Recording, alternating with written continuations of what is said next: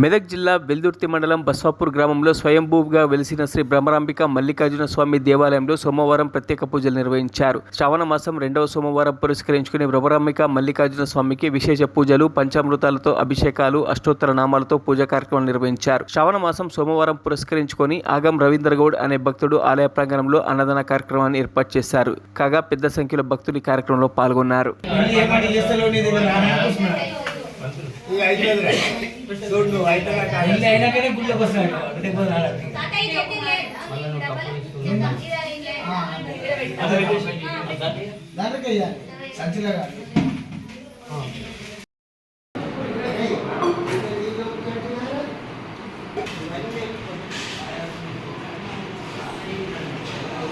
మరిన్ని అప్డేట్స్ కోసం మా ఛానల్ని సబ్స్క్రైబ్ చేయండి.